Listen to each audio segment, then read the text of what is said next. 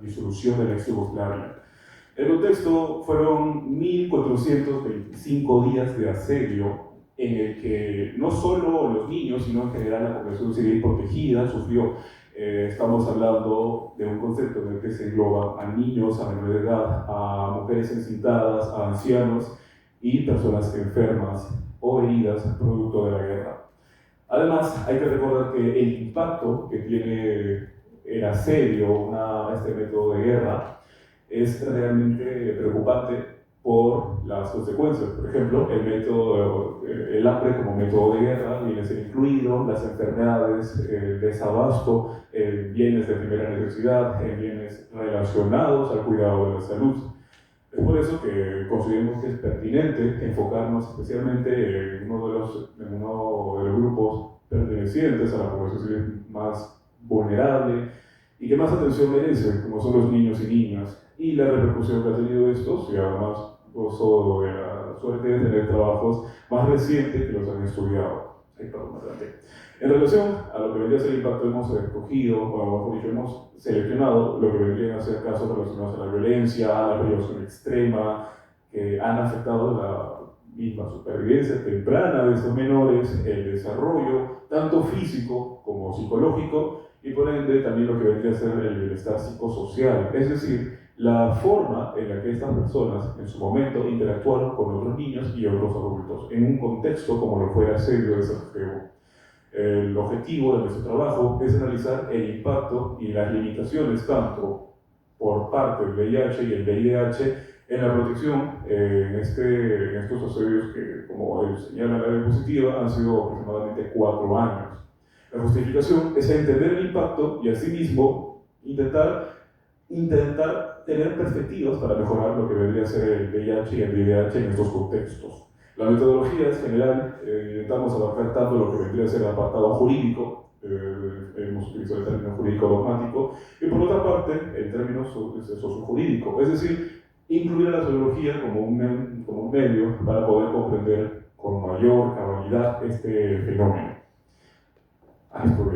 Ahora, en relación al impacto humanitario del asedio en la población infantil, el asedio, según la diapositiva, he decidido resumirlo como definición, como el bloqueo militar a una ciudad para someterla. Ahora, si nos remontamos a instrumentos jurídicos, como tal, no existe una definición, pero en lo que concierne a doctrina, sí hay ciertas aproximaciones. Por ejemplo, la definición que está en el PPT pertenece a Chubutzi, que sería uno de los juristas interesados en el tema del asedio. Ahora, en doctrina concerniente al VIH tenemos a Pietro Verri, constitucionario de los conflictos armados, el diccionario de la Derecho Internacional de los Conflictos Armados, de 1992, en los cuales uno de los puntos más importantes recalca que sobre el asedio puede ser empleado como método de guerra cuando éste se utiliza contra combatientes, contra fuerzas armadas enemigas, necesariamente, y se recalca la importancia de velar por los principios y que esto se cumpla. Hablo de los principios de distinción y de necesidad militar. Distinción en la necesidad obligatoria e imperiosa de decidir entre un combatiente y lo que vendría a ser la población civil. En este caso, como he señalado, en este caso los niños, las niñas, deberían ser parte del conjunto de la población civil protegida. Las consecuencias en la infancia han sido realmente graves. Por suerte existen estudios que han seguido observando el desempeño psicológico y hasta cierto punto en relación al prójimo, ¿no? De la vida social de estas personas a medida que fueron creciendo, y los resultados son negativos, son tristes. A medida que vaya avanzando la exposición, especialmente por parte de mi compañera, se verán más a profundidad de estos puntos. Los niños y las niñas, durante el contexto del asedio, han sufrido de violencia, de hambre, de traumas psicológicos. Además, se han visto inclusive afectados lo que vendría a ser su mismo entorno en relación a la convivencia. Además, los mismos instrumentos del derecho encargado de regular los conflictos armados señalan que se debe dar paso a la creación de zonas seguras, cosa que no se cumplió. Hay muchos casos de atropellos y atrocidades. Hay casos en los que se han bombardeado centros comerciales que tenían en su mayoría población civil y no combatientes, lo cual también es una clara infracción al VIH. En relación al método de guerra, este tiene varios instrumentos dentro de los convenios e inclusive los protocolos que lo defienden. Tenemos el artículo 53 del protocolo adicional 1, el artículo 13 del protocolo adicional 2, y en relación al derecho constitucional tenemos la norma 53. Es decir, existen instrumentos y aún así se han dado casos de violaciones. Existen puntos que rescatan la necesidad de tener zonas seguras y no se implementó de manera eficiente. Se violó el principio de decisión, de la necesidad militar e inclusive de precaución al momento de realizar actividades militares y no se tuvieron en cuenta de manera apropiada el impacto en la población civil, especialmente en los que eran menores de edad, es decir, la población civil protegida. Esto también ocasionó una crisis médica entre el 92 y el 94. La cifra de muertos y desaparecidos fue en 142.000 y la cifra de heridos es de 161.000. La diferencia es pequeña, el margen realmente es estrecho, entonces se puede decir que en cierto modo la cantidad de heridos y de muertos ha sido semejante. Y además 80% de las muertes, bueno, ligeramente superior a esta cifra, pertenece a lo que vendrían a ser civiles. Y en relación a la importancia del Tribunal Penal Internacional para la ex Yugoslavia, se destaca que este fue impulsado principalmente por países occidentales, dado que este siniestro ocurrió en el territorio europeo, y según algunos juristas e historiadores señalan de que esto es comparable a lo que pasó en la Segunda Guerra Mundial e inclusive a antecedentes propios de la Edad Media Europea. Y ahora procedo a darle paso a mi compañera.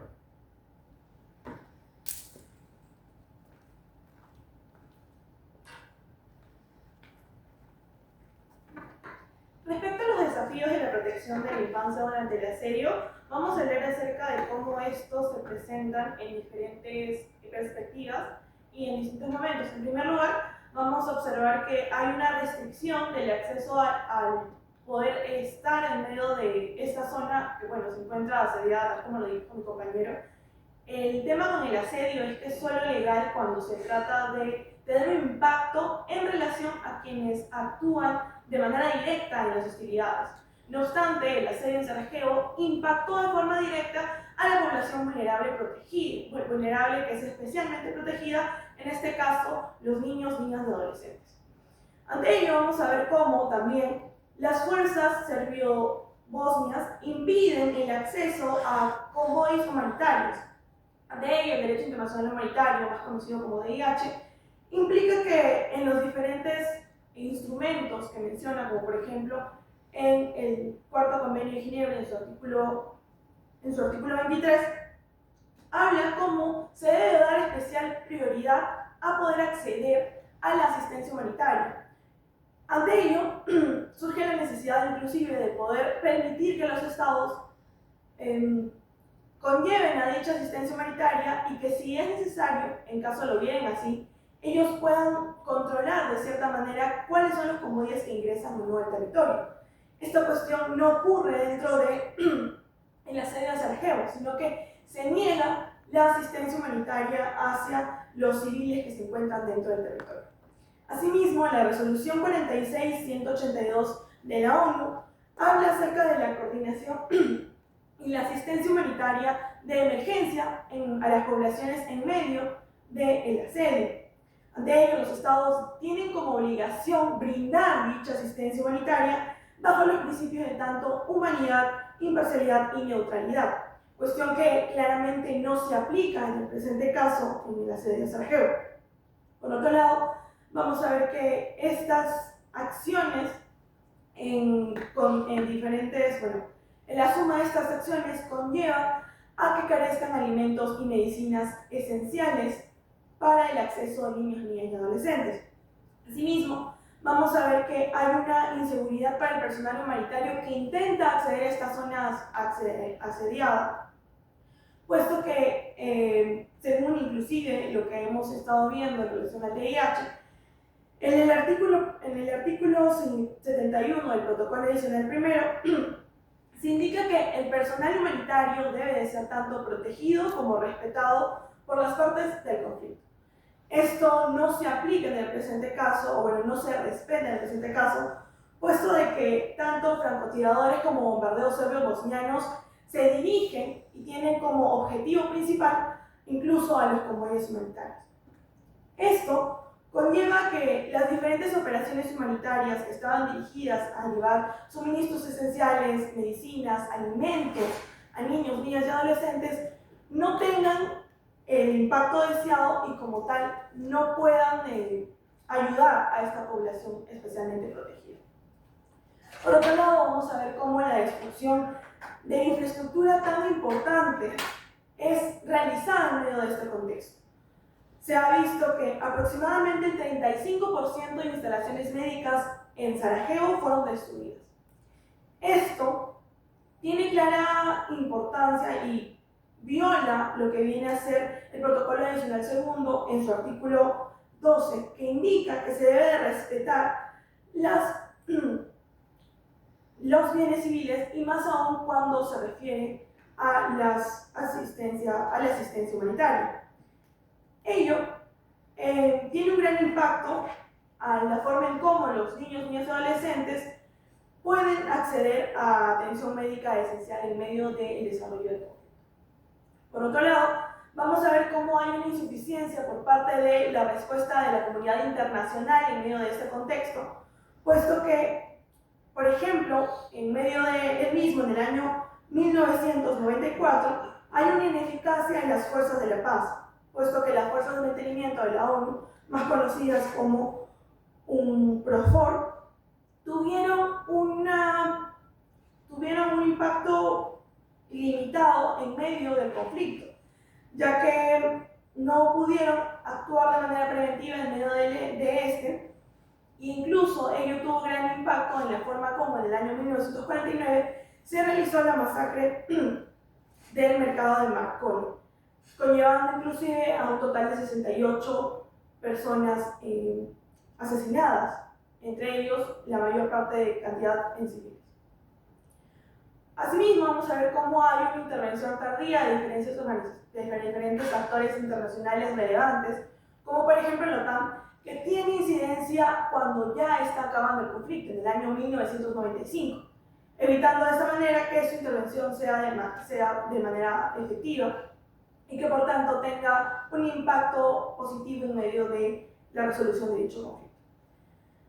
Dentro de ello también hemos visto ciertas reflexiones y recomendaciones para la protección de la infancia. En primer lugar, el fortalecer los mecanismos de supervisión, puesto que según el Comité Internacional de la Cruz Roja, más conocido como 6R, se enfatiza la necesidad de poder tener una mayor supervisión y también rendición de cuentas cuando hablamos de conflictos armados.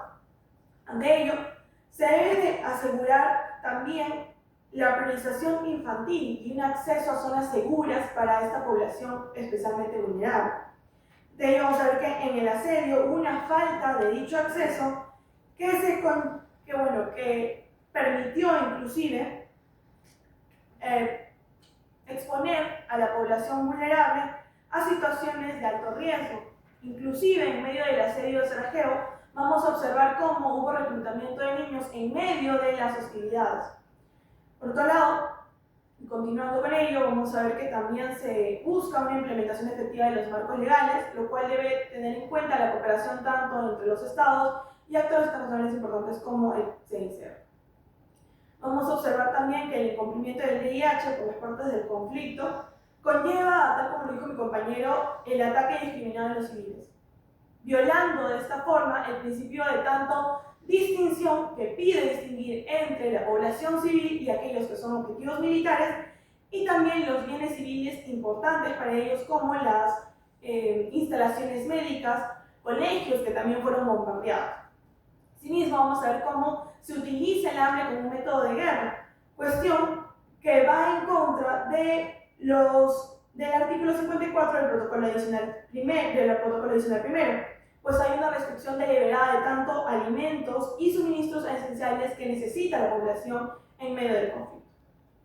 Esto se traduce también en una falta de poder proteger a esta población vulnerable, tal como le indicamos con el reclutamiento de menores, y también conllevando inclusive mediante el uso y violación de estos diferentes artículos y instrumentos jurídicos, conllevando una impunidad y falta de rendición de cuentas, puesto que el mismo Estado serbio-bosnio no termina de sancionar a los responsables de las violaciones de todas estas situaciones anteriormente mencionadas. Por otro lado, vamos a ver que hay una desconfianza de las instituciones y una perpetuación de la vulnerabilidad infantil, puesto que dentro del conflicto vamos a ver cómo se transgreden diferentes y se pone en peligro a dicha población, incluyendo eso un impacto psicológico hacia los mismos. Por último, vamos a ver que hay una deficiencia también en la supervisión y la respuesta internacional que tiene la comunidad internacional en medio del conflicto, puesto que hay limitaciones en poder complementar lo que viene a ser el derecho internacional humanitario y el derecho internacional de los derechos humanos en situaciones tan vulnerables como los conflictos armados. Esto debido a que inclusive hay una falta de la claridad en poder tomar en cuenta la prohibición del uso del hambre como método de guerra, permitiendo así que existan restricciones a los suministros que afectan gravemente a estos niños. Los desafíos que encontramos son tanto el poder aplicar ambos marcos legales de tal manera en que haya una protección holística e integral para estos grupos vulnerables. Asimismo, vamos a ver que hay vacíos legales y áreas de mejora, puesto que la Convención de los Derechos del Niño y su protocolo facultativo no abordan esas particularidades de manera directa en relación a los estudios prolongados, pues tal como dijo mi compañero, el concepto de asedio como tal no está en un instrumento jurídico vinculante como tratados, etc., sino que lo encontramos en medio de la doctrina del VIH y del VIH. Asimismo, hay una limitada persecución para las violaciones de los derechos de niños en medio del conflicto, puesto que en su momento las autoridades serbio-bosnias no realizaban de forma diligente esta cuestión de investigar a los perpetradores de estas violaciones. Por último, en relación a las conclusiones, vamos a ver que este asedio expuso graves violaciones a los derechos de niños, niñas y adolescentes, tomando en cuenta lo que se indica de ataques indiscriminados, violaciones extremas y etc. Asimismo, vamos a ver que, aunque existen marcos jurídicos internacionales, no hay como tal una complementariedad entre estos que permita la real protección necesaria para esta población especialmente protegida. Asimismo, al no haber una correcta respuesta por parte de la comunidad internacional en su momento, esto no permitió que hubiera unos mecanismos efectivos para poder rendir cuentas. Y por último, vamos a ver también que es importante poder revisar y fortalecer los marcos legales, integrando tanto el derecho internacional humanitario como el derecho internacional de derechos humanos. Muchísimas gracias.